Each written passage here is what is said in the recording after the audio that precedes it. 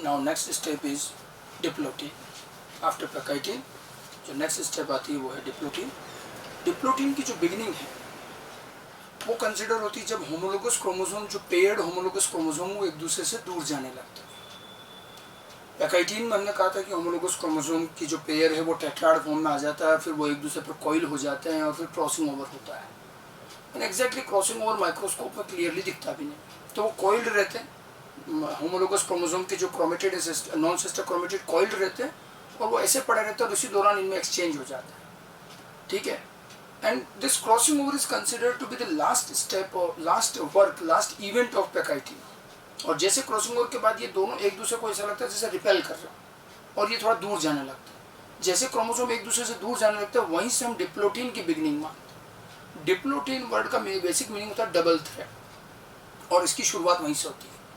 अब जैसे दोनों को पास पास लाए थे, पेयरिंग की थी, तो हमने कहा था सिनेप्सिस। जब ये दूर दूर जाएंगे तो एक तो ये जो एक दूसरे पर कॉइल्ड हैं इनकी कॉइलिंग खुलने लगेगी, और जब ये दूर जाएंगे इसको बोलेंगे डी सिनेप्सिस, कि अब ये दूर जा रहे हैं, इनकी पेयरिंग खत्म होगी। ठीक है, अच्छा जब ये दूर जाते हैं तो आप देखिए एक बड़ी खास बात, ये एकदम से पूरा अलग नहीं हो पाते हैं, इनकी कॉइलिंग खुल भी जाती है, अनकॉइल भी हो जाते हैं, तो भी ये कुछ कुछ पॉइंट पर अभी भी ये अटैच रहते हैं। And we can observe some point of attachment. Coiled non-sister chromatid remain attached at a certain point, and this point of attachment will later on given the name chiasmata, chiasma और chiasmata, कि ये point of attachment chiasmata कहलाता है और ये clearly दिखाई देता है। ऐसे ये X शेप में, यूँ समझिए एक ये क्रोमेटिड एक ये क्रोमेटिड, तो इस तरह से जो होते हैं ये chiasmata बनता है। ठीक है, एक्चुअली chiasmata ही वो जगह है जहाँ पर वो कटिंग हुई, एक्सचेंज हुआ, ज्वाइनिंग हुई, मतलब क्रॉसिंग ओवर हुआ। Chiasmata are the result of crossing over. Chiasmata वहीं दिखता है जहां क्रॉसिंग ओवर हुआ है।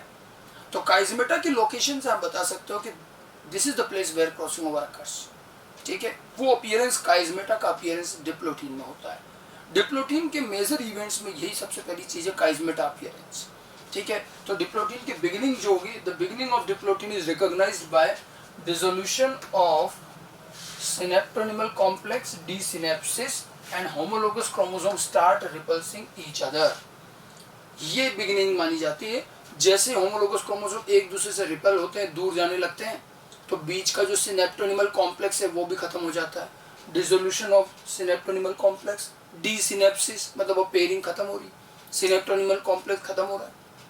ठीक है, और क्रोमोसोम एक दूसरे से रिपेल करते हुए दूर जाने लगते हैं, ये यहाँ से बिगिनिंग होती है इसकी। ठीक है, when homologous chromosome moves apart, ठीक है, रिलेशनल कॉइलिंग विल अनकॉइल, हमने कहा था ना कॉइलिंग हो रखी होती है, उसको रिलेशनल कॉइलिंग बोला था हमने, जो क्रोमेटिड आपस में कॉइल करते हैं। इट विल अनकॉइल, जब ये दूर जाएंगे तो ये अनकॉइल होगी, इट विल अनकॉइल। ठीक है, but they still remain attached at some point, कुछ प्लेसेस पर ये अभी भी जुड़े हुए हैं, जैसा मैंने कहा। And this point of attachment, ये एक्स शेप्ड स्ट्रक्चर होता है। ठीक है, एक्स शेप्ड स्ट्रक्चर कैसे, ये एक क्रोमेटिड, ये दूसरा क्रोमेटिड, और ये दोनों क्रोमेटिड इस तरह से क्रॉस होते हैं, और यही जो पॉइंट ऑफ अटैचमेंट होता है क्रॉसिंग पर, एक्स शेप स्ट्रक्चर, इसी को काइजमेटा कहा गया। तो काइजमेटा अपीयरेंस, जैसे वो थोड़ा सा दूर जाएंगे, जो उनकी कॉइलिंग थी वो खुलती है, तो कुछ कुछ जगह से अभी भी अटैच रहते हैं, एंड दिस इज काइजमेटा। ठीक है, chiasmata are the places where crossing over had occurred, ये वो जगह है जहां क्रॉसिंग ओवर हुआ था। ठीक है, thus they are the result of crossing over. Crossing over के रिजल्टेंट जो पॉइंट ऑफ अटैचमेंट बना वही काइजमेटा है। And number of chiasmata variable है, वो तो डिपेंड करेगा, जितनी जगह क्रॉसिंग ओवर हुआ होगा उतने काइजमेटा बन जाएंगे। ठीक है, तो काइजमेटा एक या एक से ज्यादा भी हो सकते हैं depending on the site of crossing over. तो ये एक चीज अपीयर होती है। अब उसके बाद भी क्रोमोसोम कंटिन्यूसली दूर जा रहे हैं। ठीक है, कंटिन्यूसली दूर जाते हैं, तो ये जो काइजमेटा होता है ये कुछ भी नहीं है, एक तरह से दो ये क्रोमेटिड एक दूसरे से इस तरह से अटैच है, इस तरह से, और आप क्रोमोसोम को दूर कर रहे हो। तो अब ये काइजमेटा जो है ये स्लिप होता है। अब जैसे क्रोमोसोम को यूं दूर ले जाओगे तो काइजमेटा किधर जाएगा, टुवर्ड्स द टर्मिनल एंड। तो कंटिन्यूसली जब क्रोमोसोम दूर जाएंगे तो chiasmata start moving towards the terminal end, और टर्मिनल एंड पर आकर के टीलोमियर पर ये खुल जाते हैं। तो ये फिसलते जाते हैं, खिसकते जाते हैं और टर्मिनल एंड पर खुल जाएंगे। मान लो दो काइजमेटा है तो जो सबसे बाहर का जो टर्मिनल साइड में होगा पहले वो निकलेगा, बीच वाला जो इंटरस्टिशियल है वो फिर आगे बढ़ेगा। तो इस तरह से काइजमेटा का मूवमेंट भी होता है फिर। ठीक है, due to the movement of homologous chromosome away from each other, chiasmata start moving towards terminal end. Chiasmata terminal end की तरफ मूव करना शुरू करता है, ठीक है। And this process is called terminalisation. ये टर्मिनल एंड की तरफ जाते हैं तो इसको टर्मिनलाइजेशन कहते हैं, ठीक है। तो ये मूव होता है। अब जैसे जैसे आप क्रोमोसोम दूर जाएंगे, इनके chiasmata they will move, they will slip towards the terminal telomere, और टेलोमियर पर जाकर ये ओपन होते जाते हैं। Terminalisation starts in diplotene. ये जो काइजमेटा का मूवमेंट है towards the terminal end, this is called terminalisation. ये डिप्लोटिन में स्टार्ट होता है, यहाँ कंप्लीट नहीं होता। कंप्लीट अगली स्टेज डायकाइनेसिस में होगा। It starts in diplotene but completes in next stage diakinesis, ठीक है। इसके साथ साथ यहाँ पर अब प्रोफेज के हम एंड की तरफ आ गए हैं। पैकाइटिन के बाद डिप्लोटिन और डायकाइनेसिस होता है, ये टुवर्ड्स द एंड है। और प्रोफेज के एंड में आपको पता है माइटोसिस से कंपेयर करें तो अब न्यूक्लियर मेम्ब्रेन, न्यूक्लियोलस डिसअपियर होना शुरू होंगे। तो वो काम भी यहाँ शुरू होता है। Nuclear membrane, nucleolus start disappearing. पूरी तरह से अभी डिसअपियर नहीं होता, दे जस्ट स्टार्ट डिसअपियरिंग। अब ये मेम्ब्रेन थोड़ा फ्रेगमेंट होना शुरू होती है और ये डिसअपियर प्रोसेस वही रहेगा जो माइटोसिस वाला है कि न्यूक्लियर मेम्ब्रेन के टुकड़े हो जाएंगे, वेसिकल्स में उसको डिस्पर्स कर देंगे, न्यूक्लियस भी ऐसे स्कैटर्ड हो जाएगा, but they just started here, ठीक है। एक और खास बात यहाँ पर देखिए क्या है, ये एक स्पेशल चीज़ है जो यहाँ पर लेकर ये आपको रिप्रोडक्टिव पार्ट में आगे बताया जाएगा। डिप्लोटिन पूरे मियोसिस की एक ऐसी स्टेज है जो काफ़ी लंबे समय तक रह सकती है। इसका ड्यूरेशन बहुत वेरिएबल है और काफ़ी लंबे समय तक सेल डिप्लोटिन में रुक जाती है, ठीक है। स्पेशली जो oocytes होती है इन वर्टिब्रेट्स की oocytes में डिप्लोटिन में last to several month to years, कई महीनों तक, कई सालों तक सेल डिप्लोटिन में रह जाती है। मतलब ये आप आगे रिप्रोडक्टिव सिस्टम में पढ़ेंगे। फीमेल में बेसिकली जहाँ oocytes बनते हैं, ठीक है, वहाँ क्या होता है, सेल में मियोसिस होता है और मियोसिस डिप्लोटिन पर आकर रुक जाता है। और जितने भी ओवम वगैरह जो बनने वाले वो सब डिप्लोटिन पर रुके रहते हैं। फिर जब जिस ओवम को रिलीज करना उसमें फिर आगे डिप्लोटिन से आगे मियोसिस कंप्लीट करने के बाद फिर ओवम रिलीज होता है। तो ये सारी सेल डिप्लोटिन पर आकर रुकी रहती है। और ह्यूमन में तो 12 to 15 ईयर्स तक वो oocytes जो हैं वो डिप्लोटिन में ही पड़ा रहता है। और एक एक जो मेस्टुरल साइकिल होती है फीमेल में, तो हर बार एक ओवम रिलीज होता है। तो जब जब वो रिलीज होता है तो उसके अकॉर्डिंग उनके अंदर डिप्लोटिन से आगे पूरा मियोसिस कंप्लीट होता है और उसके बाद में वो रिलीज होता है। तो ये कई सालों तक पड़े रहते हैं डिप्लोटिन में। और जो इतनी प्रोलॉन्ग्ड डिप्लोटिन है इसको कई बार डिक्टियोटिन भी कहते हैं, ठीक है। 12 to 15 ईयर्स तो ह्यूमन में हमने देखा है, ठीक है, in human female. And here the diplotene is also called dictyotene. तो डिक्टियोटिन एंड डिप्लोटिन एक ही स्टेज के नाम है। ये बहुत इलोंगेटेड डिप्लोटिन है। स्पेशली वर्टिब्रेट्स और जो हायर एनिमल्स होते हैं उनमें सेल या उनका मियोसिस डिप्लोटिन पर आकर के पॉज कर जाता है, यहीं रुक जाता है for several month and for several years. और जब जरूरत होगी तब फिर ये आगे बढ़ेगा, पूरा मियोसिस कंप्लीट होकर के हैप्लॉइड ओवम बनेगा और वो रिलीज हो जाएगा। तो ये इस स्टेज पर सेल काफ़ी लंबे टाइम तक रुक सकती है। ओके, तो अगर मैं डिप्लोटिन को कंक्लूड करूं तो हमें यहाँ पर 2-3 मेन चीज़ें नज़र आ रही हैं। सबसे पहली चीज़, now homologous chromosome start moving away from each other, दूर जाने लगते हैं, ठीक है। So synaptonemal complex will dissolve as well as their coiling will uncoil, ठीक है। नाउ उससे क्या होगा, as soon as they move away they remain still attached at some point and these point of attachment are called chiasmata. Chiasmata appearance is another major event of diplotin. Chiasmata दिखाई देगा. This is the place where crossing over occurred. Now still chromosome moves away and due to this movement now chiasmata moves towards the terminal end telomere. It slips towards the terminal end and terminalization of chiasmata starts. Terminalization शुरू हो जाता है. At the same time nuclear membrane nucleolus also start disappearing. ये सारा काम diplotene का होता है, ठीक है।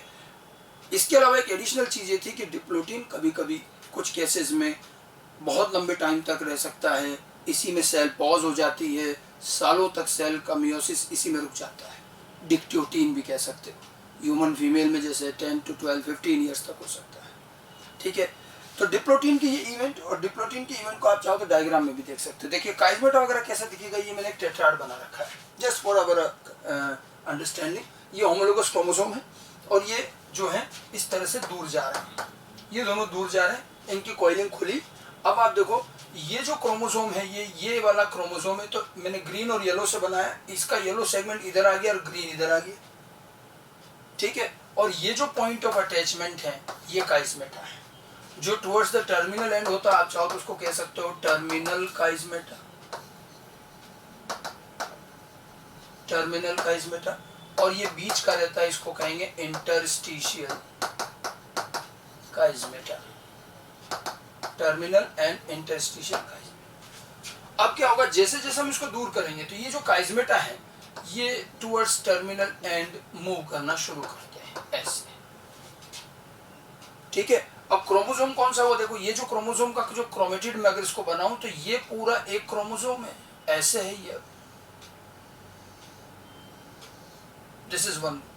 तो आप देखो ये तो येलो, इसमें थोड़ा सा ग्रीन का हिस्सा आ गया, क्रॉसिंग ओवर हो चुका है, थोड़ा ये बड़ा बताया, ये वाला इसका सेगमेंट इधर आ गया, इसका सेगमेंट इधर आ गया, तो ये क्रोमोसोम है, इधर वाला क्रोमोसोम ये है जिसमें थोड़ा सा ये येलो का सेगमेंट जुड़ गया, ऐसे है ये, लाइक दिस, ये इधर जाएगा, ये इधर जाएगा, सेम ऐसे ही लोअर साइड में।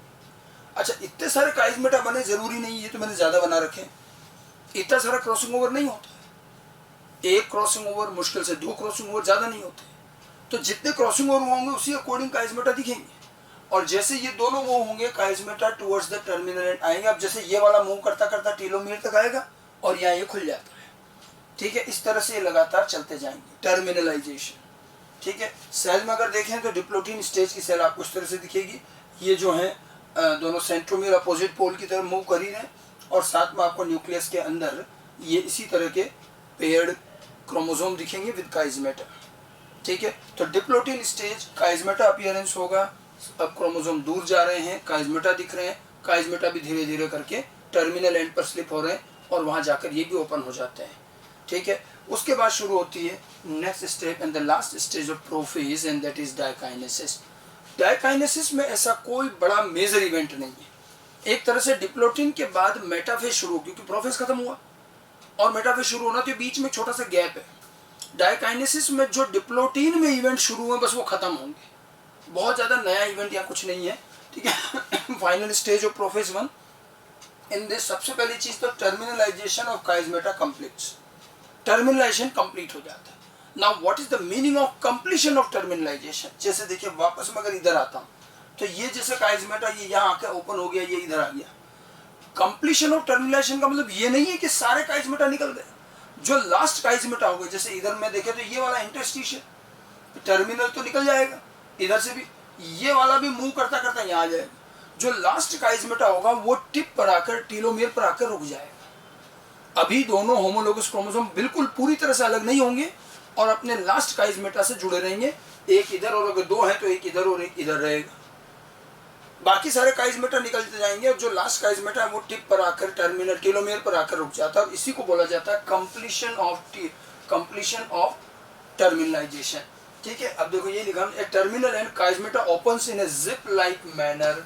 जिप लाइक मैनर का मतलब यही है कि वो एक एक जाकर के वहाँ टर्मिनल एंड टीलोमियर पर खुलते जा रहे हैं, ठीक है। Last chiasmata do not open and it remain intact at terminal end, last वाला रुका रहेगा, इसलिए अभी भी होमोलोगस क्रोमोसोम दूर दूर जरूर हो गए लेकिन अभी भी साथ ही हैं, और वो एक एक काइजमेटा से, एटलीस्ट वन काइजमेटा से तो जुड़े हुए हैं, वो भी उनके टीलोमियर पर, पूरी तरह से अलग नहीं हुए। ये चीज़ें बाद में जाके अलग होगी, यहीं पर ये रुके रहें, ठीक है। ये दोनों हो गए। इसके साथ साथ में जो न्यूक्लियर मेम्ब्रेन, न्यूक्लियोलस जो डिसअपियर होना शुरू हुआ था वो पूरी तरह से डिसअपियर हो जाती है, and at the end of this stage nuclear membrane, nucleolus disappears completely, पूरी तरह से डिसअपियर हो जाती है।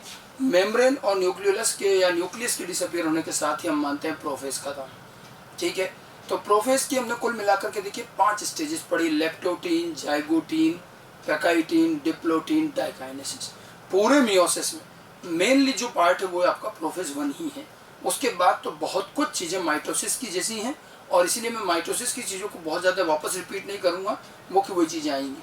प्रोफेज 1 में 5 स्टेजेस रही हैं और आपको ये अच्छे से तैयार रखना है कि किस में क्या काम हुआ। लेप्टोटीन जो थी हमारी वो बिल्कुल इनिशियल स्टेज थी, शुरुआत थी, ठीक है। सेंट्रियोल डिवाइड हुआ, दो अपोजिट पोल पर जा रहा है, स्टेरॉइड स्पिंडल बनना शुरू हुए, तो उधर न्यूक्लियस के अंदर अब क्रोमेटिन के थ्रेड दिख रहे हैं जिनमें कंडेंसेशन शुरू हो रहा है, बस ये शुरुआत की चीज़ें हैं लेप्टोटीन में, ठीक है। यहाँ पर वो बुके स्टेज और स्नाइजेटिक नॉट वगैरह दिखाई दे सकते हैं। फिर उसके बाद जब जाइगोटीन में आते हैं, जब तक कंडेंसेशन लगातार, पूरे प्रोफेज की 5 स्टेज में क्रोमोसोम की शॉर्टनिंग लगातार हुई, तो जाइगोटीन में आए तो थोड़े से छोटे हुए क्रोमोसोम। अब होमोलोगस क्रोमोसोम एक दूसरे के सामने आके पेयरिंग करते हैं और जाइगोटीन का मेन काम है सिनेप्सिस। दो दो क्रोमोसोम बिल्कुल पेयर में आ जाते हैं, इनके बीच में सिनेप्टोनिमल कॉम्प्लेक्स बनता है, इस पेयर को बाइवेलेंट कहते हैं। ठीक है, बाइवेलेंट के नंबर आपसे पूछे जाए तो डिप्लॉइड नंबर जितना उसका आधा हो जाएगा, हैप्लॉइड के बराबर होगा, क्योंकि पेयर को काउंट कर रहे हो। ठीक है, ये जाइगोटीन के मेन काम थे। उसके बाद पैकाइटीन में आए तो पैकाइटीन में थोड़ा क्रोमोसोम और छोटा हुआ, तो जहाँ जाइगोटीन तक क्रोमोसोम सिंगल सिंगल थ्रेड वाला दिख रहा था, अब डबल थ्रेड का दिखेगा। थोड़ा छोटा हो गया तो स्प्लिट हो गया, क्योंकि डबल तो पहले हो रखा है, दिख नहीं रहा था, अब टेट्राड दिखने लगता है। और उस टेट्राड में क्रोमेटिड एक दूसरे पर कॉइल भी हो जाते हैं, और इस कॉइलिंग के दौरान ही वो रिकॉम्बिनेशन, नोड्यूल और सारा क्रॉसिंग ओवर होता है। पैकाइटीन स्टेज बड़ी इंपॉर्टेंट, क्रॉसिंग ओवर हो गया। उसके बाद में फिर अब ये दूर जाने लगते हैं, जैसे दूर जाने लगते हैं डिप्लोटीन शुरू होगी। ठीक है, दूर जाएंगे तो क्या होगा, इनकी कॉइलिंग खुलेगी, लेकिन कुछ पॉइंट पर जहाँ जहाँ क्रॉसिंग ओवर हुआ वहाँ अभी भी अटैच है, और उसी पॉइंट को काइजमेटा कहते हैं। फिर थोड़ा जब और दूर जाएंगे तो काइजमेटा भी खिसकते टर्मिनल एंड पर जाकर खुल जाएंगे, टर्मिनलाइजेशन। और न्यूक्लियर मेम्ब्रेन, न्यूक्लियोलस भी डिसअपियर होना शुरू होते हैं डिप्लोटीन में, और फिर लास्ट में डाइकाइनेसिस में मेम्ब्रेन और न्यूक्लियोलस पूरी तरह से डिसअपियर हो जाएंगे, टर्मिनलाइजेशन कंप्लीट हो जाएगा। मतलब क्रोमोसोम पेयर जो है वो एक एक काइजमेटा से, लास्ट वाले से रहेगा जुड़ा हुआ, बाकी सारे काइजमेटा निकल जाते हैं। ये सारी चीज़ें प्रोफेज की है। और मेम्ब्रेन के डिसअपियर, न्यूक्लियस के डिसअपियर होने के बाद शुरू होता है प्रोफेज के बाद अगली स्टेज मेटाफेज। आगे की स्टेजेस बहुत कुछ माइटोसिस की जैसी हैं, so we will compare them with the mitosis. ध्यान रखिएगा, तभी मियोसिस पढ़ने का फायदा है, कंपैरिजन में ही हम अच्छे से ध्यान रहेगा। तो हमारी अगली जो स्टेज आती है डाइकाइनेसिस का डायग्राम देखिए कुछ इस तरह से होगा कि देखिए क्रोमोसोम का पेयर। अब देखो इसमें ये यहाँ पर ये लास्ट में एक काइजमेटा इधर, एक काइजमेटा इधर, ये लास्ट के काइजमेटा से अभी भी जुड़े हुए हैं, बाकी ये पेयर फ्री हो गए और न्यूक्लियर मेम्ब्रेन, न्यूक्लियोलस हट गए। तो ये क्रोमोसोम के पेयर आपको साइटोप्लाज्म में फ्री दिख रहे हैं। इधर आप देखो सेंट्रियोल बहुत कुछ पोल तक पहुंचने वाला है, बड़े बड़े स्पिंडल भी बनने वाले हैं।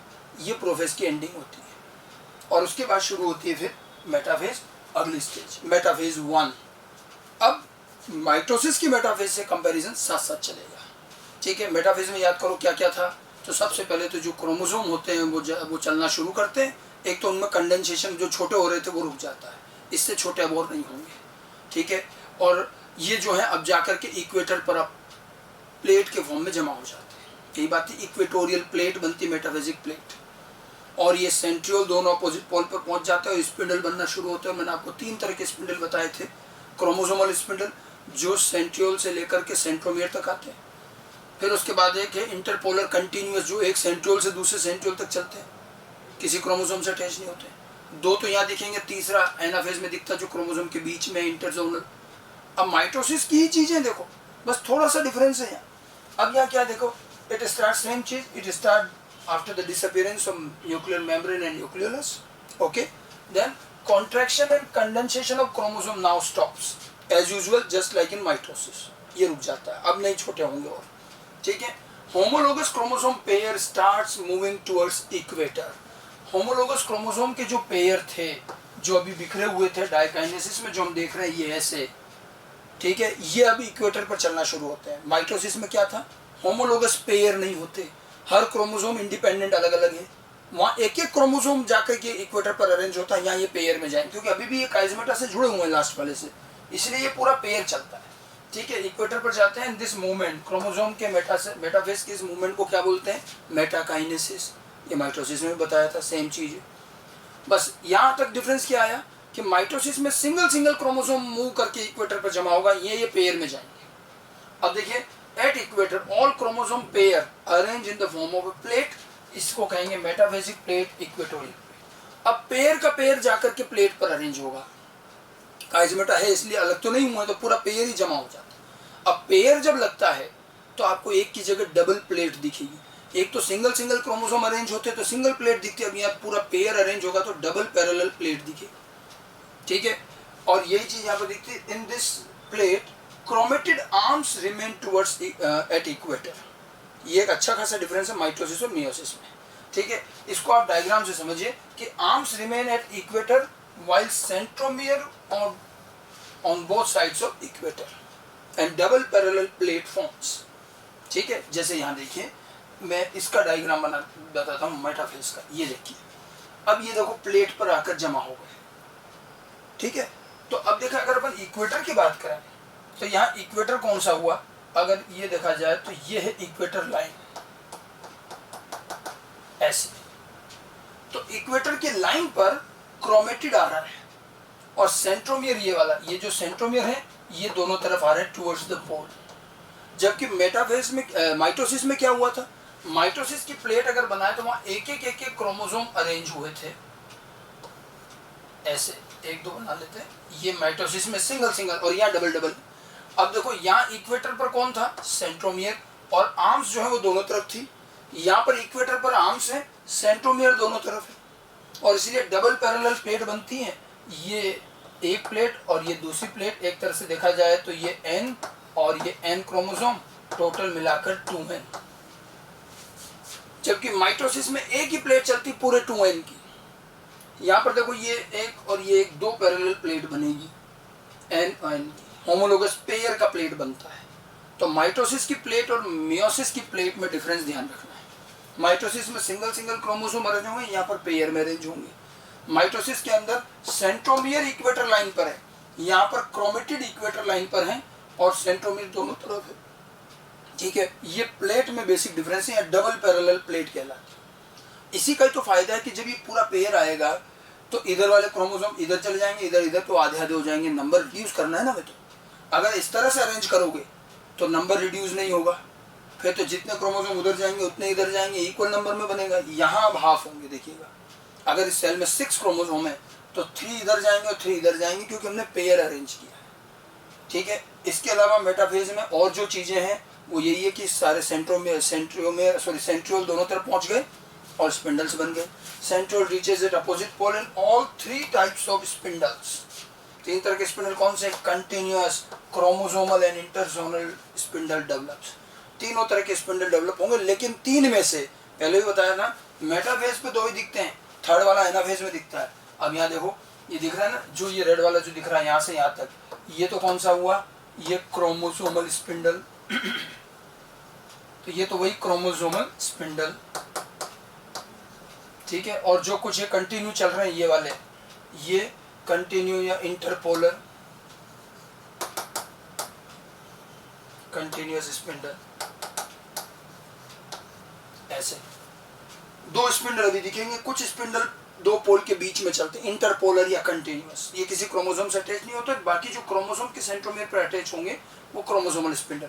एक बात और देखो, यहाँ पर जब ये सेंट्रोमियर पे ये स्पिंडल आकर अटैच हो रहा है, यहाँ देखो तो ये काइनेटोकोर प्लेट होती जा रही है, अटैच होता है। अब देखो इसमें भी जब स्पिंडल अटैच, ये माइटोसिस का मान लेते हो तो एक स्पिंडल इधर और एक स्पिंडल इधर, यहाँ एक क्रोमोसोम पर दोनों साइड के स्पिंडल आकर अटैच हुए। 2 काइनेटोकोर प्लेट होती, इधर का एक स्पिंडल इधर का एक स्पिंडल। लेकिन यहाँ क्या हो रहा है, यहाँ क्रोमोसोम के काइनेटोकोर पर एक ही साइड का स्पिंडल अटैच हो रहा है, इधर वाला नहीं हो रहा है, इधर वाले के लिए दूसरे क्रोमोसोम से अटैच हो रहा है। माइटोसिस के अंदर every chromosome remain attached with the spindle of both side pole. Here in this case chromosome remain attached with the spindle of only one side pole. ये एक तरफ के स्पिंडल अटैच हो रहा है, दूसरा वाला, क्योंकि ये पेयर खड़ा है, तो इधर वाले इधर के क्रोमोसोम से जुड़ जाते हैं, इधर वाले इधर के क्रोमोसोम से जुड़ जाते हैं। तो माइटोसिस मियोसिस का डिफरेंस दिमाग में क्लियर चलना चाहिए कि मेटाफेज में क्या चेंज आया। तो देखो मेटाफेज की पूरी स्टेज, जैसे माइटोसिस में काम वही है, क्रोमोसोम मूव होते हैं और प्लेट पर जाकर जमा हो जाते हैं, मेटाकाइनेसिस होता है। बस वहाँ सिंगल क्रोमोसोम मूव करते हैं, यहाँ पेयर इक्वेटोरियल प्लेट बनती है, वहाँ एक सिंगल प्लेट बनती है, यहाँ डबल पैरेलल प्लेट बन जाएगी, और बाकी स्पिंडल वगैरह वैसे के वैसे बनेंगे, ठीक है। सिंगल प्लेट बनने की वजह से यहाँ पर स्पिंडल एक ही क्रोमोसोम में दोनों तरफ के स्पिंडल अटैच होंगे, और यहाँ पर क्या होगा, एक साइड के स्पिंडल अटैच होगा। जैसे ये प्लेट फॉर्म हो गई और यहीं पर आपका मेटाफेज कंप्लीट हो जाता है विद डबल पैरेलल प्लेट, समझ गए, ठीक है। और प्लेट बनने के बाद ही नेक्स्ट स्टेज शुरू होती है फिर एनाफेज। एनाफेज के वर्क याद कीजिए, माइटोसिस में क्या बताया था। एनाफेज में सबसे पहले सेंट्रोमियर डिवीजन होता है, ठीक है। सेंट्रोमियर डिवीजन किस तरह से, जैसे इसी डायग्राम में अगर देखें तो एनाफेज में क्या होगा, बाद में ये इस तरह से यहाँ से ये सेंट्रोमियर डिवाइड होगा और ये डायड जो है मोनाड हो जाएंगे, ये इधर जाएगा ये इधर जाएगा, ठीक है। इसके बाद ये तो कंडीशन आएगी और इनके बीच में भी स्पिंडल बन जाएगा। तो सेंट्रोमियर डिवीजन होकर के डायड बिकम मोनाड, और ये एक तरफ चला गया और ये दूसरी तरफ चला गया, ठीक है। एनाफेज में सबसे छोटी स्टेज होती है, स्मॉलेस्ट फेज, एनाफेजिक मूवमेंट होता है, सेंट्रोमियर डिवीजन एंड एनाफेजिक मूवमेंट। यहाँ भी कुछ कुछ चीजें ऐसी हैं, बट सेंट्रोमियर डिवीजन नहीं होगा। क्यों? क्योंकि देखो अपने इस प्लेट में क्या हो रहा है, यहाँ पर तो इस तरह से अरेंज, और ये काइजमेटा से जुड़े हुए हैं, तो अभी से, और एक तरफ का स्पिंडल अटैच है, तो ये काइजमेटा जो लास्ट काइजमे से जो जुड़े हुए थे, अब ये अलग हो जाए, और एक पूरा डायड इधर गया और एक पूरा डायड इधर आ जाएगा। ये ऐसे सिंगल सिंगल नहीं होंगे, वो अगले डिवीजन में होंगे। ठीक है, तो एनाफेज में भी थोड़ा सा फर्क रहेगा। Anaphase starts after the formation of equatorial plate, जैसा कि हम जानते हैं प्लेट बनने के बाद ही और स्पिंडल बनने के बाद ही ये शुरू होगा। ठीक है, in this phase no centromere division, ये चीज थोड़ी अच्छी से ध्यान रखिएगा, कोई सेंट्रोमियर डिवीजन नहीं होता। बड़ा अच्छा डिफरेंस है माइटोसिस मियोसिस। ठीक है, and here a pair of homologous chromosome separates, ये पेयर सेपरेट होता है, and separation of pair is called disjunction. Separation of homologous chromosome at anaphase 1 is called disjunction. Genetics में इस काम को सेग्रीगेशन भी कह देते हैं, इसलिए ये चीज़ तो आपके जेनेटिक्स में भी वापस यूज होगी, इसको सेग्रीगेशन भी कहते हैं, वो जीन के रेस्पेक्ट में बात करेंगे। तो क्रोमोसोम का ये सेपरेशन डिसजंक्शन कहलाएगा। ओके, ठीक है। Now each dyad chromosome of a pair, आपके पेयर में 2 डायड थे, टेट्राड था ना, तो each dyad of chromosome pair move towards their respective pole. अब एक डायड इधर की तरफ पोल पे जा रहा है, दूसरा दूसरे पोल, यहाँ डायड मूव कर रहे हैं, जबकि माइटोसिस में मोनाड सिंगल क्रोमोसोम वाला, सिंगल क्रोमेटिड वाला क्रोमोसोम मूव करता है with the help of pulling. अब चीजें वही है, देखो, pulling of chromosomal spindle and pushing of interzonal spindle, this is called anaphasic movement. Same anaphasic movement होगा। मूवमेंट कैसा होता था, क्रोमोसोमल स्पिंडल पुल करते हैं, कॉन्ट्रैक्ट होते थे, और बीच का जो इंटरजोनल स्पिंडल है वो एक्सपांड करता है, तो वो धक्का देते देते दोनों को अपोजिट पोल पे ले जाते हैं। बस फर्क इतना है कि यहाँ पर अगर हम देखें तो माइटोसिस में मोनाड जाएंगे इधर उधर, और यहाँ पर पूरा पूरा एक डायड इधर एक डायड इधर जाएगा, इनके बीच में भी एक स्पिंडल बन जाएगा। ठीक है, एनाफेजिक मूवमेंट होगा, लेकिन यहाँ पर डायड क्रोमोसोम पूरा का पूरा मूव करते हैं। कभी कभी रेयरली ऐसा होता है कि ये क्रोमोसोम सेपरेट नहीं हो पाते हैं। हम एनाफेज का डायग्राम देखें तो ये एनाफेज की कंडीशन है। ठीक है, अब देखो ये जो है ये अपोजिट पोल की तरफ जा रहा है, और बीच में ये जो बना ये क्या है, इंटरजोनल स्पिंडल, ये है इंटरजोनल स्पिंडल। ठीक है, ये दोनों सेपरेट हुए, अब ये अपोजिट पोल की तरफ ये मूव करते हुए जा रहे हैं इधर, और ये इधर जा रहे हैं, बीच में इंटरजोनल स्पिंडल बन गया। ये एनाफेजिक मूवमेंट हो रहा है। और नॉर्मली अगर हम माइटोसिस की बात करते हैं तो माइटोसिस में तो इस तरह का एक सिंगल क्रोमोसोम मूव करता है ऐसे, और अपोजिट पोल पर यूं जाते हैं। ये माइटोसिस की कंडीशन है, और ये मियोसिस की कंडीशन है। ये डबल है, पूरा डायड इधर मूव कर रहा है। तो 6 क्रोमोसोम थे, 3 एक तरफ गए 3 एक तरफ गए, तो हाफ हाफ हो जाएंगे। ये ध्यान रखिएगा, क्रोमोसोम नंबर मियोसिस में हाफ कब हुए और कैसे हुए, तो इट इज बिकॉज कि in anaphase 1 there is no centromere division. Chromosome do not divide, centromere division नहीं होता। In fact homologous pair separate, and half of the chromosome moves at one pole and half another pole. इसी को हम कहते हैं disjunction. अच्छा, कभी कभी क्या होता है, ये पेयर जो है, ये मान लो इधर का स्पिंडल ढंग से नहीं लगा, तो ये डिसजंक्शन ढंग से नहीं होता। मैं यहाँ देखें अगर इसमें, तो जैसे ये स्पिंडल आकर लगा, ये स्पिंडल इधर वाला मान लो इधर प्रॉपरली अटैच नहीं हुआ, तो ये जब जाएगा तो ये क्या होगा, पूरा पेयर एक साथ ही चला जाएगा, मतलब डिसजंक्शन फेल हो जाता है। रेयर केस में अगर स्पिंडल प्रॉपर अटैच नहीं हो एक तरफ से, तो पूरे दोनों के दोनों पेयर, क्रोमोसोम पेयर के एक ही तरफ चले जाते हैं। हालांकि ऐसा रेयरली होगा, और अगर कभी हुआ तो एक आध पेयर में होगा, सब में नहीं होता। ठीक है, तो ये एक चीज और ध्यान रखना कि समटाइम डिसजंक्शन फेल्स। ठीक है, rarely disjunction of homologous chromosome pair fails, ये डिसजंक्शन फेल हो जाता है। ठीक है, both chromosome move towards one pole, दोनों एक तरफ चले जाते हैं।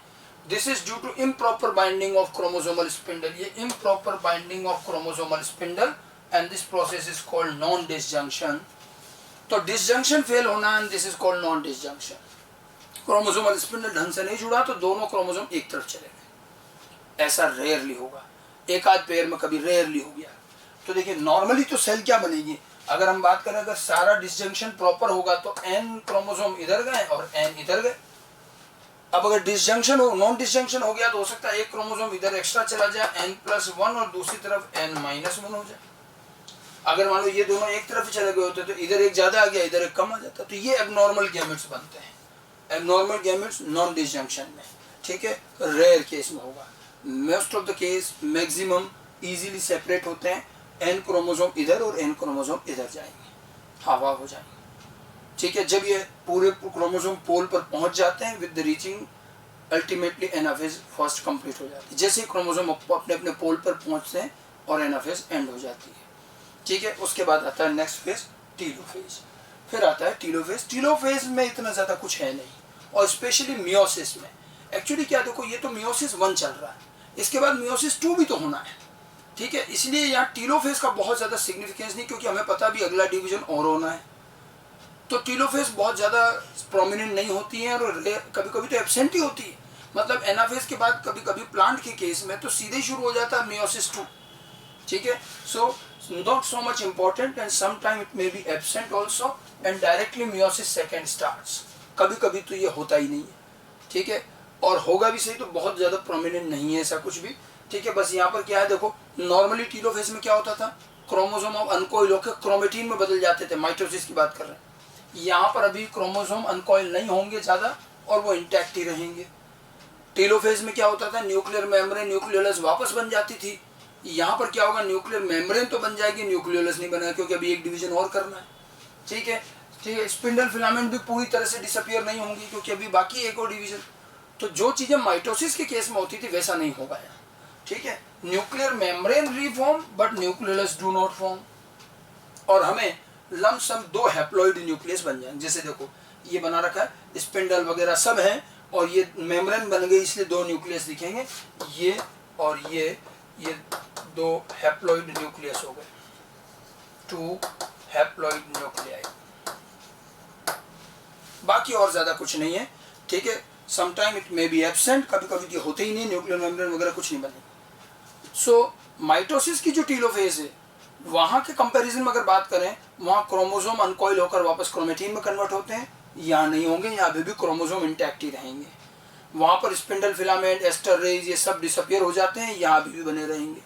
वहाँ न्यूक्लियर मेम्ब्रेन न्यूक्लियोलस रीअपियर हो जाते हैं, या न्यूक्लियर मेम्ब्रेन तो रीअपियर हो जाते हैं, न्यूक्लियोलस अभी भी रीअपियर नहीं होगा, ठीक है। तो बहुत ज़्यादा इंपॉर्टेंट फेज नहीं है, कई बार ये स्किप कर दी जाती है और सीधा मियोसिस सेकंड आ जाता है, ऐसा हो सकता है, ठीक है। और अगर टीलोफेज होती है तो एक बार कॉमेट सेल में 2 न्यूक्लियस दिखेंगे, वो भी haploid, number of chromosome half half हो गए, ठीक है। विद दिस टीलोफेज 1 हमारा मियोसिस 1 का कैरियोकाइनेसिस 1 कंप्लीट हुआ। ये तो कैरियोकाइनेसिस हुआ, न्यूक्लियस डिवीजन। इसके बाद क्या आता है, साइटोकाइनेसिस। अब मियोसिस 1 की बात चल रही है अभी भी, साइटोकाइनेसिस 1 सब 1-1 में चलेंगे। साइट जैसे अब टीलोफेज 1 ही कई बार नहीं होती, साइटोकाइनेसिस का भी यही हाल है। साइटोकाइनेसिस फर्स्ट, ये और भी कई बार ये होता ही नहीं, क्योंकि अभी एक डिवीजन और बचा हुआ है, तो इसका ज़्यादा रेलेवेंस है ही नहीं, ठीक है। होगा अगर तो ये बिल्कुल माइटोसिस की तरह होता है, it is exactly same just like mitosis. Cytokinesis के केस में माइटोसिस और मियोसिस में कोई डिफरेंस नहीं है, इसलिए हम माइटोसिस में पढ़ चुके हैं, वही यहाँ आएगा, नया कुछ नहीं है, ठीक है। It occurs either by cell furrow method animals में और by cell plate method in plants, ठीक है। And finally 2 haploid cell forms, but sometimes cytokinesis 1 do not occur and directly meiosis second start mainly in plant cell. Plant में meiosis में हमने देखा है कि कई बार साइटोकाइनेसिस सेकंड फर्स्ट नहीं होता, एक ही सेल रहती है और उसी में अगला मियोसिस का डिवीजन शुरू हो जाता है, मियोसिस 2। और अगर साइटोकाइनेसिस होता है तो सेम माइटोसिस की तरह है, cell furrow method in animals, cell plate method in plants बता रखा है, तो इसलिए इसको बहुत ज़्यादा वापस इलेबोरेट करने की जरूरत है, सेम वो का वही चीज़ है। लेकिन ये ध्यान रखनी है कि ये साइटोकाइनेसिस प्लांट के केस में कई बार नहीं होता है, और एक ही सेल में फिर अगला डिवीजन शुरू होता है, फिर लास्ट में एक साथ 4 सेल बन जाएंगे। अभी अगर हुआ साइटोकाइनेसिस तो एक बार को 2 सेल बन जाएंगी हैप्लॉइड, ठीक है। नहीं हुआ तो एक ही सेल में 2 हैप्लॉइड न्यूक्लियस हो जाएंगे। तो टीलोफेज 1 एंड साइटोकाइनेसिस 1 बहुत ज़्यादा मैंडेटरी नहीं है, हो भी सकते हैं नहीं भी होते हैं। अगर ये होते हैं तो मियोसिस 1 के कंप्लीट होने के साथ 2 हैप्लॉइड सेल बन जाएगी। अगर ये नहीं होते हैं तो एक ही सेल के अंदर हो सकता है आपको 2 हैप्लॉइड न्यूक्लियस ही मिल जाए, ठीक है। और उसके बाद मियोसिस 2 चालू हो जाता है। अब देखिए मियोसिस 1 के कंप्लीशन और मियोसिस 2 के स्टार्ट के बीच में एक छोटा सा गैप रहता है और उसको बोलते हैं interkinesis. Don't say interface second, नहीं, कुछ लोग कहते हैं, बट इसका एक्चुअल वर्ड है interkinesis. Interkinesis is a small gap between meiosis 1 and meiosis 2। 1 और 2 के बीच का एक छोटा सा गैप है इंटरकाइनेसिस, ठीक है। और यहाँ कुछ नहीं है, मियोसिस सेकेंड की थोड़ी बहुत तैयारी है। Preparation of meiosis second occurs during this gap. Preparation, तैयारी यही होती है मियोसिस सेकेंड, ठीक है, थोड़ी बहुत ही होती है, बाकी तो चीजें जो मेन इंटरफेस हुई वही होता है। ये इंटरफेस की तरह नहीं है, it is not called an interface, मैंने लिखा है साहब इसलिए बिकॉज नो डीएनए रिप्लिकेशन, इस दौरान कोई डीएनए रिप्लिकेशन नहीं होता। डीएनए रिप्लिकेशन तो पहले एक ही बार हो गया इस फेज में, हमने शुरू में कहा था मियोसिस में डीएनए रिप्लिकेशन तो एक बार होता है, सेल 2 बार डिवाइड करती है, तो ये दूसरा डिवीजन होगा, ठीक है। एंड हियर इंटरकाइनेसिस जो है बहुत शॉर्ट लिव्ड होंगी, कोई डीएनए रिप्लिकेशन नहीं है, थोड़ी बहुत प्रिपरेशन यहाँ होंगी, आरएनए सिंथेसिस, प्रोटीन सिंथेसिस हो सकता है, ट्रांसक्रिप्शन ट्रांसलेशन हो सकता है, बट डीएनए को लेकर कोई ज़्यादा चेंज नहीं है। तो एक छोटा सा गैप रहता है इंटरकाइनेसिस का, ठीक है। इसमें बायोमोलिक्यूल सिंथेसाइज हो सकते हैं, RNA, protein, but not DNA. DNA replication बिल्कुल नहीं। इसको इंटरफेस सेकंड कहने के बजाय इंटरकाइनेसिस कहना ज़्यादा बेटर है, मियोसिस 1 और मियोसिस 2 के बीच के एक छोटे से गैप को। और इस गैप में मियोसिस 2 से रिलेटेड थोड़ी बहुत तैयारियां, थोड़ी बहुत प्रिपरेशन हो सकती है, और इस गैप के बाद फिर मियोसिस सेकंड स्टार्ट हो जाता है, ठीक है। तो ये एक इंटरकाइनेसिस टर्म पर क्वेश्चन आता है, ध्यान रखिएगा, ओके। उसके बाद में मियोसिस सेकंड आता है। मियोसिस सेकंड को लेकर हमें ज़्यादा कोई टेंशन करने की जरूरत नहीं है। Meiosis second is nothing, it is mitosis, ये मैंने शुरुआत में बताया था। तो अब मियोसिस सेकंड जो शुरू होगा वो माइटोसिस, पूरा का पूरा सेम, कहीं कोई डिफरेंस नहीं, और बल्कि इनफैक्ट इनको हम हैप्लॉइड माइटोसिस कहें तो ज़्यादा बेटर है, क्योंकि सेल हैप्लॉइड हो चुकी, ठीक है। So it is exactly like mitosis and in fact haploid mitosis. It is also divided into karyokinesis, cytokinesis. अब कैरियोकाइनेसिस सेकंड कहेंगे इसको, और साइटोकाइनेसिस सेकंड कहेंगे, ओके। फिर कैरियोकाइनेसिस में वही 4 स्टेजेस हो जाएंगे, तो वही prophase second, metaphase second, anaphase second, telophase second, और फाइनली यहाँ अब साइटोकाइनेसिस सेकंड जरूर होगा, ठीक है। और उसके बाद 4 डॉटर सेल बनेगी। साइटोकाइनेसिस फर्स्ट भले हो या नहीं हो, but cytokinesis second always present.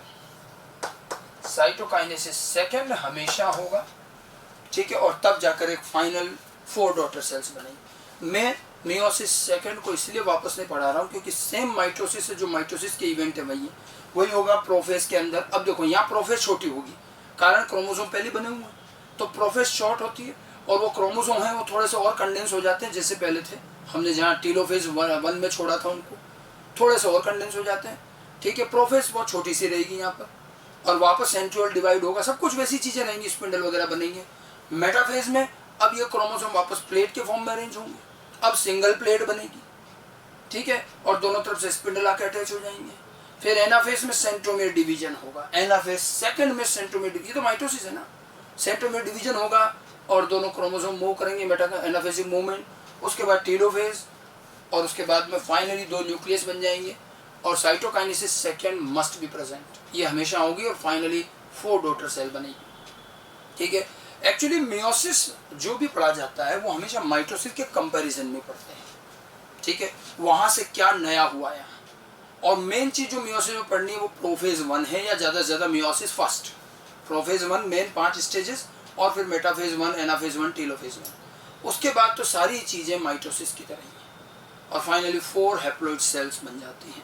तो ये हमारा पूरा मियोसिस का एक मैकेनिज्म था, and it is suggested and advice from my self कि आप जब भी सेल डिवीजन पढ़ें कंपेयर करते हुए पढ़ें, माइटोसिस अच्छे से पढ़ लें, और उसके बाद मियोसिस को कंपैरिजन के साथ पढ़ें, और मियोसिस 1 का प्रोफेज 1 ही मेन है, और बाकी चीज़ें छोटा छोटा जो माइनर डिफरेंसेस हैं वो ध्यान रखिए, क्योंकि कंपेरेटिव क्वेश्चन ज़्यादा बनेंगे, ठीक है।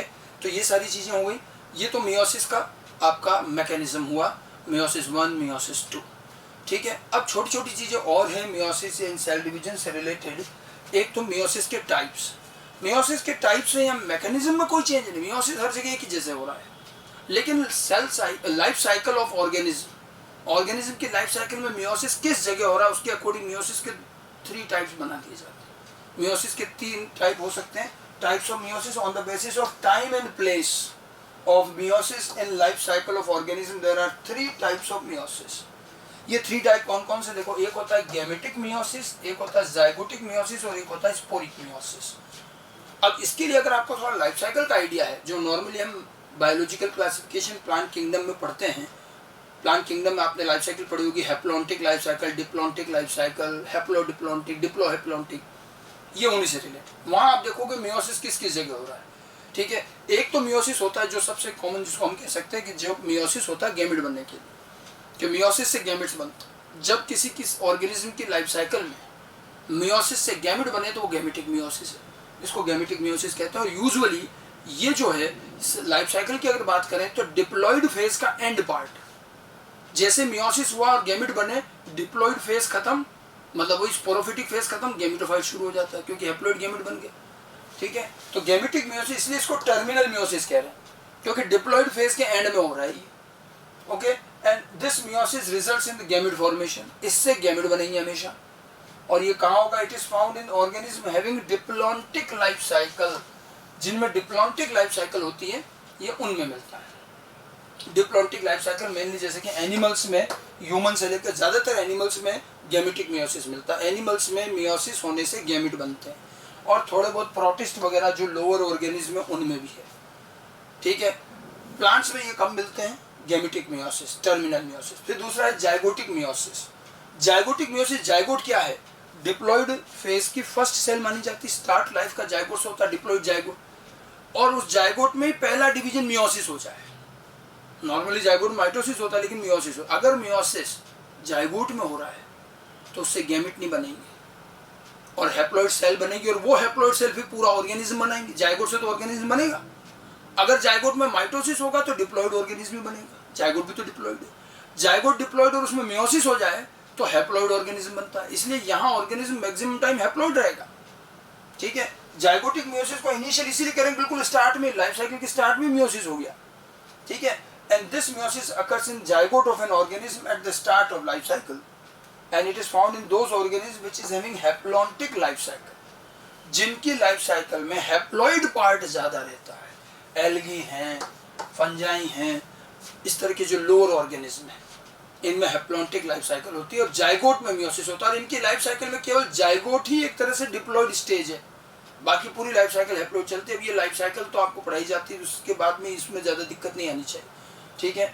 Zygotic meiosis and gametic meiosis दो तो मेन है, लेकिन इसके अलावा एक तीसरा और है, मतलब या तो जाइगोट में मियोसिस हो रहा है या मियोसिस होकर के गैमेट बन रहे हैं, लेकिन एक तीसरी कंडीशन और है जो न तो जाइगोट में होता है मियोसिस और न ही उससे गैमेट बनते हैं, बल्कि उससे स्पोर बनते हैं, और ये मिलता है आपको प्लांट में, जितने भी हायर प्लांट्स हैं उनमें मैक्सिमम यही है। और उसमें हैप्लॉइड और डिप्लॉइड दो फेज चलती है, कई बार बराबर सी, ठीक है। इसमें स्पोर बनते हैं, उनको गैमेट नहीं कहा, स्पोरिक मियोसिस इंटरमीडिएट कहते हैं, मतलब ये लाइफ साइकिल की ना तो शुरू में हो रहे ना एंड में हो रहे, बीच में होते हैं।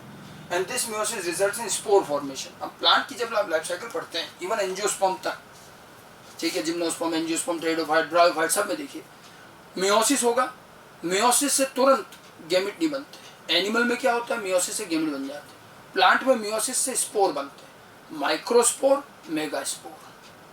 फिर ये स्पोर फिर आगे डिवाइड करते हैं। अब ये स्पोर हैप्लॉइड है और डिवाइड करके है हैप्लॉइड गैमेटोफाइट बनाते हैं, ठीक है। फिर इन गैमेटोफाइट पर सेक्स ऑर्गन बनते हैं और वहाँ गैमेट्स बनेंगे, ठीक है। तो एक अच्छी खासी हैप्लॉइड फेज भी आ जाती है, और फिर जब गैमेट फ्यूज होकर जाइगोट बनते हैं तो वापस डिप्लॉइड फेज शुरू हो जाते हैं। तो यहाँ पर मियोसिस से गैमेट न बन के स्पोर बनते हैं, इसलिए स्पोरिक मियोसिस जो लाइफ साइकिल के बीच में हो रहा है, ना तो एंड में ना स्टार्ट में, और ये नॉर्मली मिलता है हायर प्लांट्स में, ठीक है। ब्रायोफाइट, टेरिडोफाइट, जिनमें भी डिप्लोहैप्लॉन्टिक लाइफ साइकिल होती है, ये डिप्लोहैप्लॉन्टिक लाइफ साइकिल जो कि आप ब्रायोफाइट, टेरिडोफाइट, जिम्नोस्पर्म, एंजियोस्पर्म इनमें देखते हैं, तो इनमें स्पोरिक मियोसिस होता है, ठीक है। मियोसिस की लाइफ साइकिल में पोजीशन क्या है, किस जगह हो रहा है, उसके अकॉर्डिंग ये 3 टाइप के हो गए, ओके। बाकी मियोसिस की रही बात, आपसे पूछा जाए what is the significance and importance of meiosis, तो मियोसिस की सिग्निफिकेंस साफ बात है। मियोसिस की 2-3 चीजें ध्यान रखें। एक तो meiosis is the only source which produce haploid cell. Haploid cell बनाने का तरीका मियोसिस है। ये ऑर्गेनिज्म हैप्लॉइड सेल बनाता है, चाहे वो गैमेट कहलाए चाहे स्पोर कहलाए।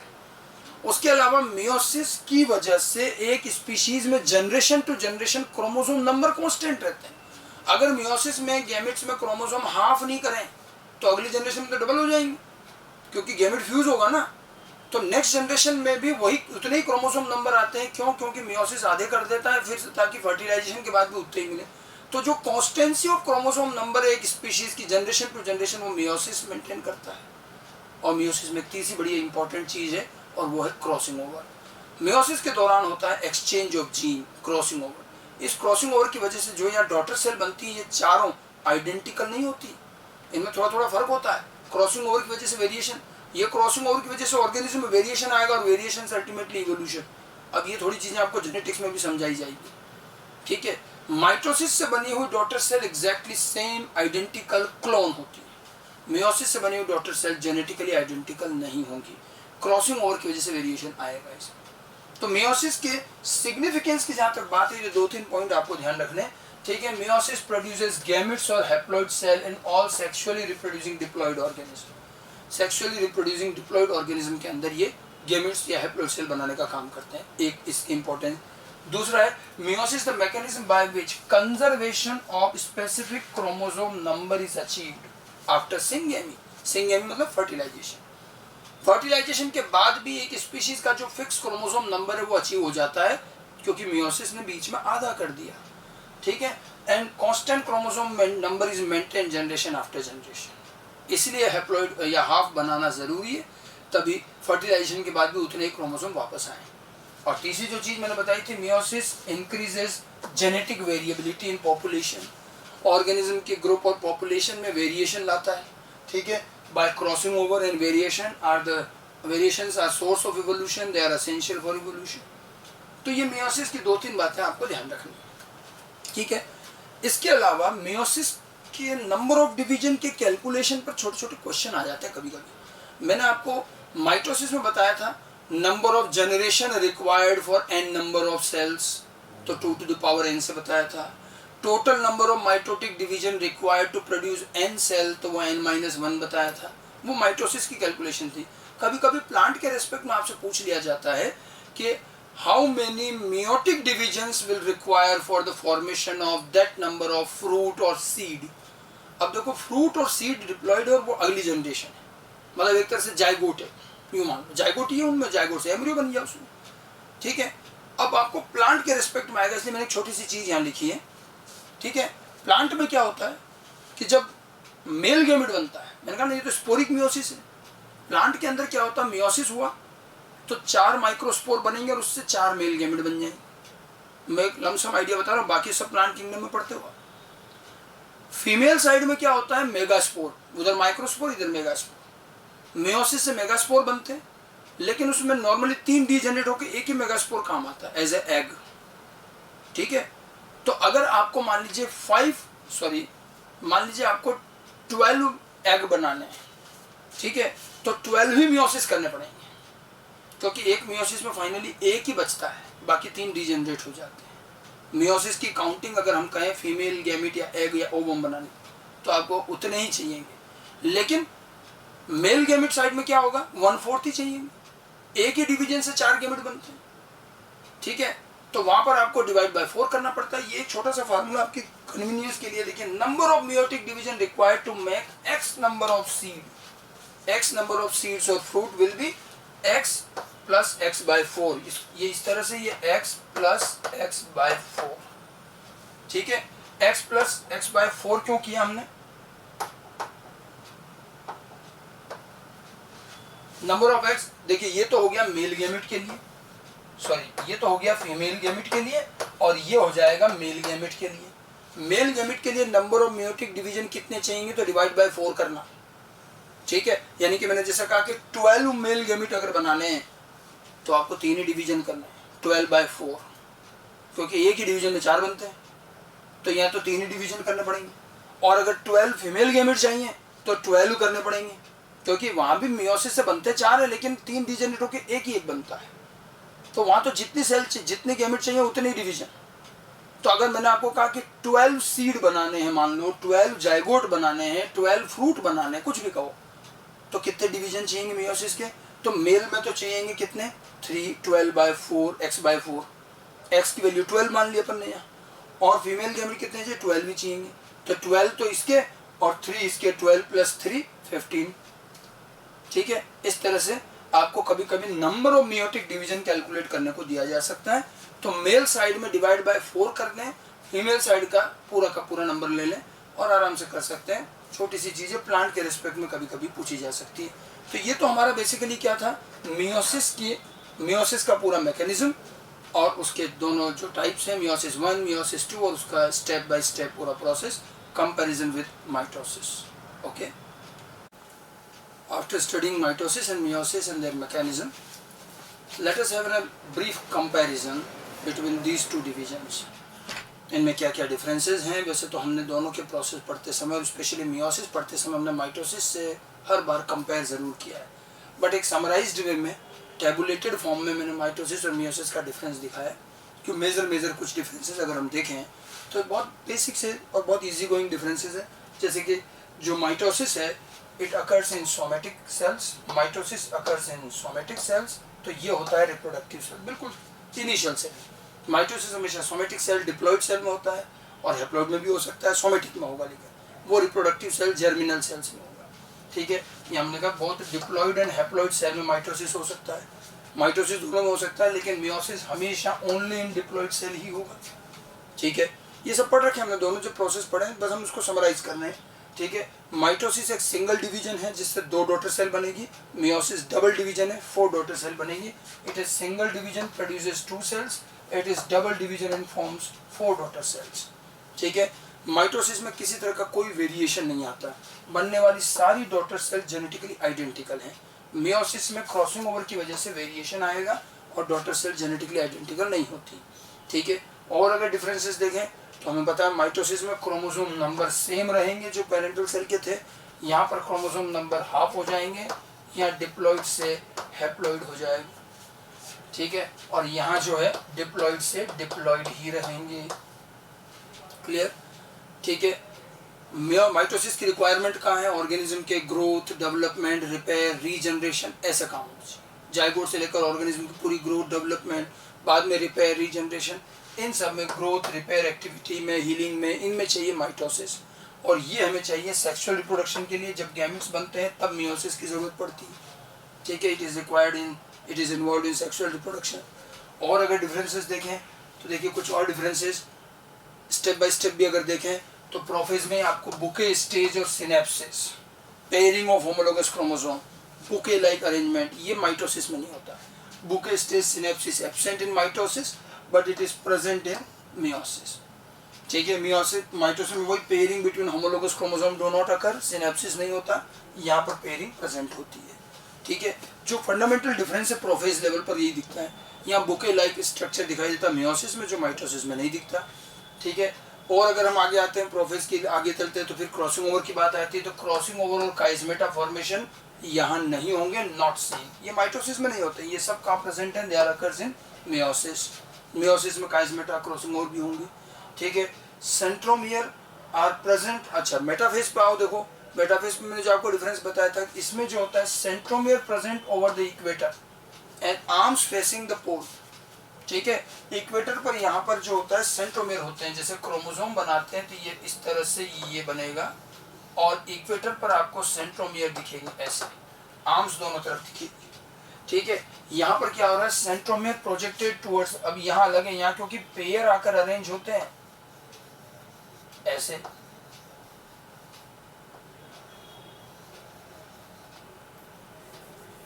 इस तरह से ये पेयर अरेंज हुआ, तो इसलिए यहाँ पर आपको इक्वेटर पर कौन मिलेगा, ये इक्वेटर है। तो इक्वेटर पर यहाँ पर कौन होती है, आर्म्स। सेंट्रोमियर जो होते हैं वो इक्वेटर के दोनों तरफ होंगे और आर्म्स इक्वेटर पर होंगे। प्लेट जो मेटाफिजिक प्लेट होता है उनमें जो डिफरेंस है ये उनके अरेंजमेंट का डिफरेंस रहेगा।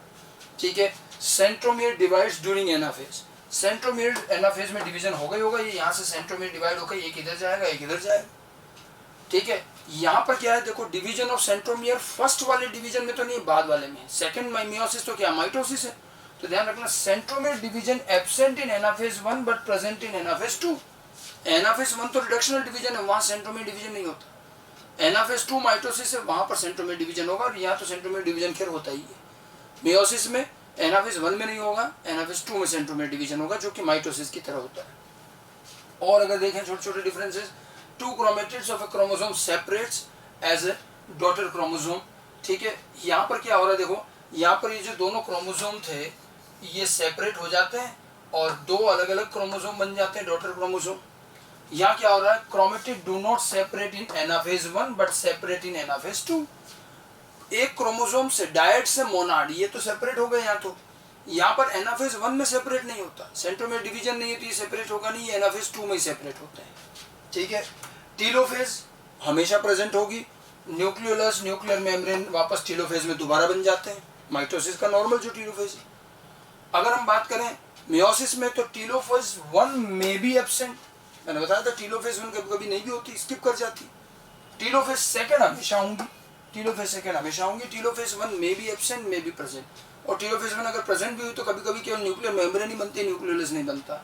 और टीलोफेज सेकंड लेकिन जरूर होती है फिर, ठीक है। उसके अलावा साइटोकाइनेसिस, अब यहाँ तो खैर साइटोकाइनेसिस हमेशा होना ही होना है। मियोसिस के केस में साइटोकाइनेसिस फर्स्ट कई बार स्किप किया जा सकता है, ठीक है, not compulsory after meiosis 1। Meiosis 1 के बाद साइटोकाइनेसिस होना कंपल्सरी नहीं है, और हो सकता है साइमल्टेनियसली चारों डॉटर से लास्ट में साइटोकाइनेसिस सेकंड में बने।